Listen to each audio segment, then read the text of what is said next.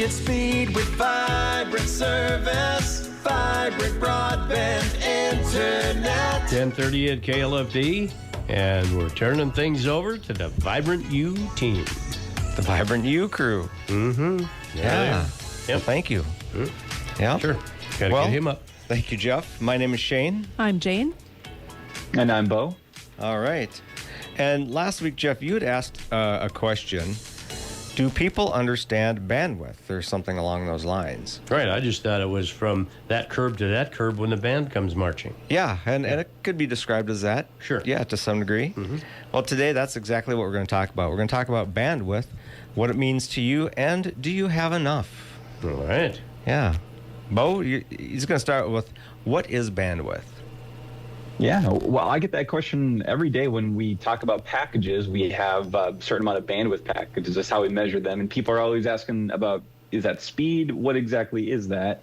And bandwidth refers to the maximum amount of data that can be transmitted over an internet connection at any given time. So we like to compare bandwidth to a highway. So more lanes on a highway means you can go faster. There is more room for your car to travel at higher speeds. So, you know, if your latency, can be viewed as speed, the bandwidth can be viewed as the highway. So if you're trying to use the internet super fast, you're like a sports car out there, but you're in downtown traffic, you're not going to be able to go very fast. Even if you have a fast internet connection, if you don't have enough bandwidth, you're not going to be able to do all you need to do. So that's just another way of looking at it. It's making sure that you have fast internet and enough room to use all the things that you want to use at one time.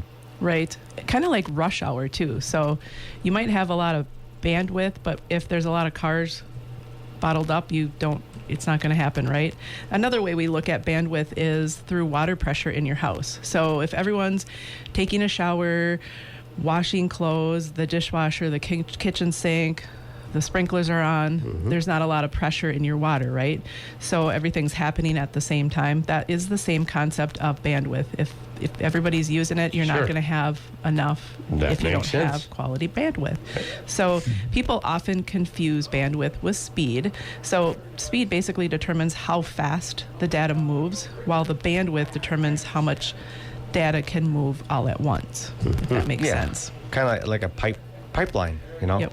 And there are situations when you might have a huge pipe. If you have a 10-lane highway, but you're only going to use 2 lanes all the time, well, you don't need that 10-lane highway, you know? So we want to make sure we match what a person's going to use in their household to what package that they want at Vibrant.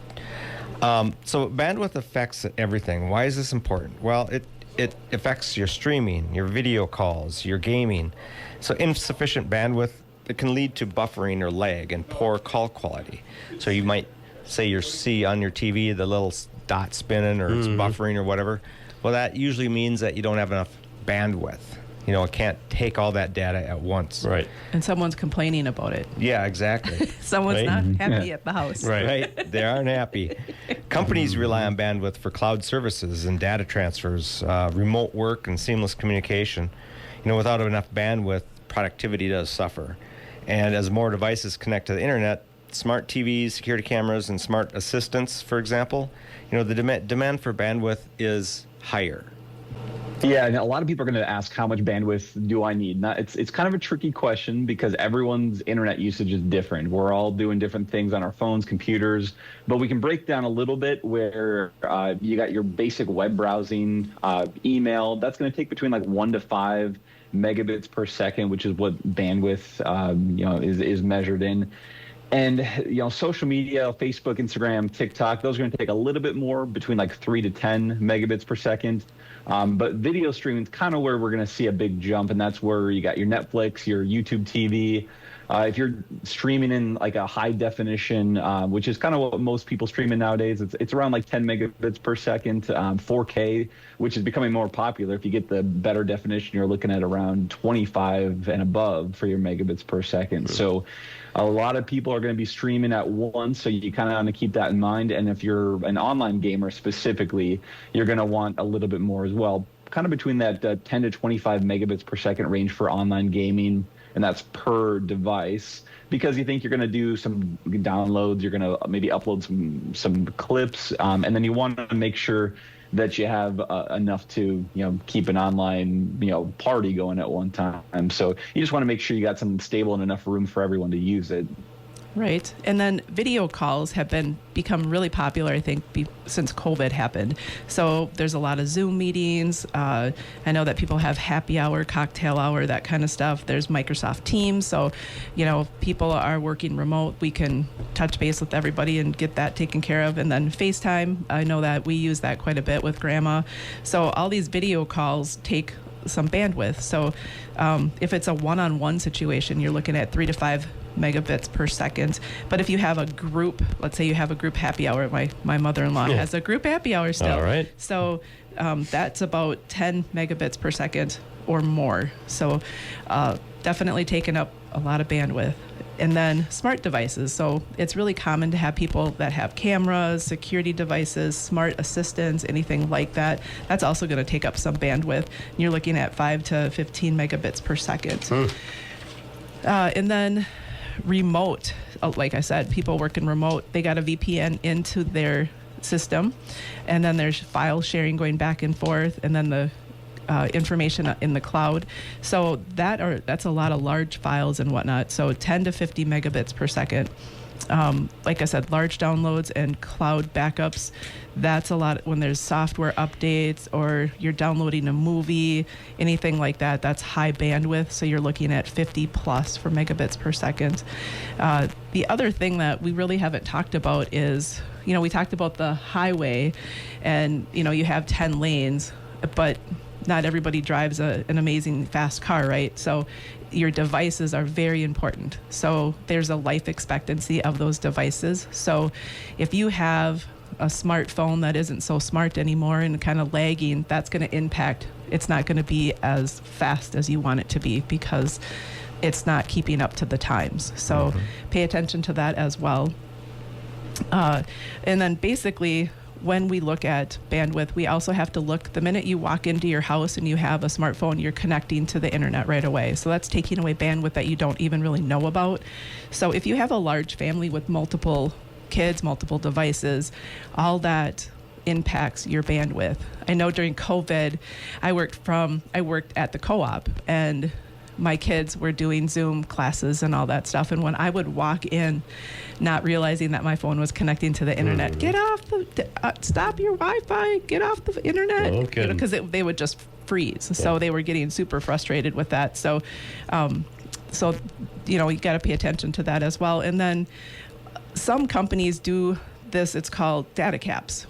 We do not do this, but basically you have to a certain limit of data that you can have, and then once you meet that, it goes slower. So it gets very frustrating. It's called throttling, and you'll notice it because if you're on your device and you're looking at something, it'll just start to clock and do different things. That becomes extremely frustrating. Exactly. Yeah, that's called data caps. So some companies will give you so much a month, and then when you reach that limit, let's say 3 weeks into that month, you reach that limit, then the last week you're going to have a really slow internet connection because they throttle you down so that you're not moving a lot of data. So unlimited might be unlimited, but it might be a little slower unlimited. Right. When those companies have data caps, they don't cut you off completely. They just slow it way down. And again, that's something that we do not do at Vibrant. We give you the full pipeline all month long. Right. Well, the other thing that is when that happens and you call in because you're like, hey, why is this so slow? Well, then let's move you up to the next package. There's unlimited data, but you're paying for more.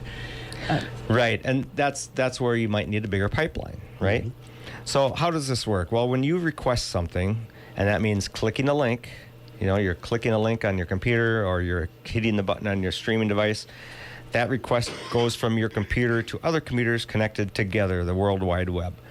The speed it takes to request a web page and to download it comes from latency and bandwidth. So again, latency, that's the speed that the data pack moves. That's your high performance car. And then how many of those cars can fit in that pipeline at the same time. All that affects how fast that is going to come back to your TV or your computer. And there's different interconnection types. So fiber, for example, fiber optic, that's the fastest and the most reliable. And that's what Vibrant brings you. Cable is another type of internet that you can get hooked up to. It's reliable, but shares bandwidth, so it can slow during peak hours. What that means is that one cable pipe connects to 10 homes, and if the first 5-6 homes are using a lot of bandwidth, the last 5-6 homes, they're going to be like suffering because they have less bandwidth to choose from, that kind of a thing. And peak hours typically. Peak hours, like in the evening, people are home from school or home from work and that kind of thing. DSL, that's similar to that. It's slower and dependent on distance from the provider. So if you're further away from a DSL junction box, you're gonna suffer with speed and bandwidth. And then satellite, it's used in remote areas, but it's very affected by latency. So when it comes to satellite internet and some of the other fixed wireless internet providers that don't have, like, our system is a monopole, so it's one hop, wireless hop from the pole to your house before it hits fiber. Some have several hops from wireless to wireless to wireless to wireless until it hits a tower or hits something that's got a solid connection. And it might not necessarily be fiber. Every hop adds latency. It slows down that car, right? So that affects it. So fiber is going to be your best. Internet providers distribute bandwidth to users, so that's basically they allocate, if you get a 100 megabit per second package from Vibrant, you're allocated that bandwidth at 100%, right? You get 100 at all times, and that's upload and download. So that's something to look for as well. And ways to test the bandwidth that you have. So you can go to a website, speedtest.net is a popular one. You could even go to vibrantbroadband.com/speedtest, and then you can test the speed that you're getting at your device. It's important to know that if you are testing your bandwidth speed from the provider, to do it from the router. That's the most accurate. You could do it from your phone or your computer, but the closer your phone is to that router, you're going to get a more accurate result as well. So things like that, that's how you'd check your bandwidth speed. And Bo's going to go into, do you have enough bandwidth? Yes. Do you have enough? That's the $1 million question. Well, like Shane had mentioned, doing a bandwidth test on your current internet provider, that's just the best way. And a lot of people don't do that. It takes about 30 seconds to go on and do that, just to see kind of what you're getting to compare. But when people ask, how much do I need? Is this going to be enough? I usually recommend just seeing what their usage looks like. If you're one person, you just check emails, you're maybe on like Craigslist, something like that. You really don't need a ton. Maybe our base 100 meg package is good enough. If the kids are home from school, if you have multiple people on it at one time, if you stream, 200 megs is a very popular package for us. But, if you're a little heavier user, you're gaming, you're downloading big updates, 500 megs, kind of where we see a lot of those people fall. And nowadays, being a content creator is a great way to make a little extra money. So if you're in that category, maybe you need a gig just because you're uploading large files like videos consistently. That way you don't have to wait for it to upload. It's just going to go a lot quicker than you're probably used to. So yeah, if you're in those categories, that's kind of a general rule of thumb, but everyone's a little different, like I said. So if you have more questions on that, that's something that we can always help you out on. Right. And we talked a lot about latency today too, and it plays a really big role in how your experience is on the internet. And so it's basically that comparison to a one-lane highway that's fast, but it won't send a whole lot of data. Nothing like a 10-lane highway, right? So keep that in mind when you're looking and you do your speed test, because the speed test does have latency on there. And then right now, a gig might sound like a lot, but if you have a large family, there's a lot of TVs that have 4K on it, and you're working from home and you just really need all of that data, it's a great way to look at for this package that we do offer. Yeah, I know 100 meg used to sound like a lot to me, and now that's where we're starting. So things can change pretty quickly. And if you have questions at all, you can always give us a call at 693-3231, or you can go on our website to learn more. And you can catch the replay of this. You can share it with friends or family on our Facebook page, on a YouTube channel. You just search Vibrant Broadband, and as always, you can listen live here every Wednesday on KLFD at 10:30. Yes, thank you everyone for listening. Thank you KLFD and Jeff for having us. Absolutely. Anytime. My name is Shane. I'm Jane. And I'm Bo. Tune in next week for another Vibrant U Live.